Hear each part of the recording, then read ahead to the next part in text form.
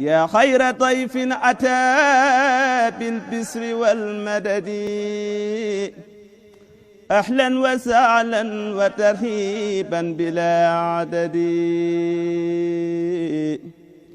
yaa xayra dayfin ataa. Auzu billahi mina shaytaani rajiim.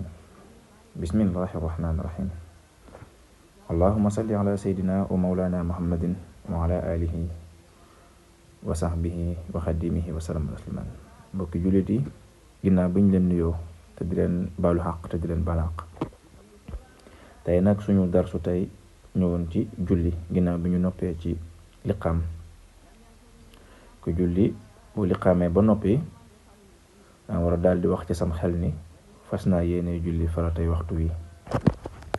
bu dee tisbaar nga ne tisbaar gi, bu dee tàkkusaan tamit noonu, ak waxtu bu mën a doon rek nga yéene ko. boo yéene ba noppi nga daal di yëkkati say loxo ba ci say mbagg, daal di wax allahu akbar benn yoon. dangay bàyyi loxo yi ndànk mu wàcc nag, ndax dañ cee booy julli dañoo bëgg nga jublu penku, daal di yemale cër yépp. waaw bu dee yow rek nga jàng fatiha ak saar wu la neex. bu jeexee nga sëgg jàpp say wóom. li ngay wax nag mooy allahu akbar benn yoon, subhaana rabbiyal azim wa bihamdihi ñetti yoon. nga siggi wax sami allahu liman hamiduhu allahumma rabbana wa lakal hamdu. daal dëpp sa jë ci suuf wax allahu akbar benn yoon, subhaana rabbiyal a'la allahumma ighfir li ñetti yoon. daal di siggi wax allahu akbar allahumma ighfir li warhamni warzuqni wasturni wahburni wahdini wa'fu anni wa'afini benn yoon. daal debaat sa jë ci suuf waxaat li nga waxoon.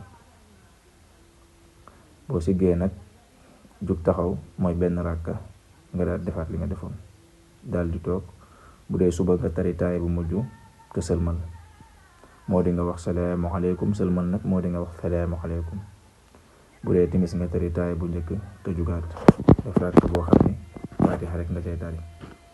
xam naa dinañ ñëw ci taay gu mujj ak taay gu njëkk insha allahu rabbi. مشروحا ببعض معاني راجع مع الأصحاب في وقت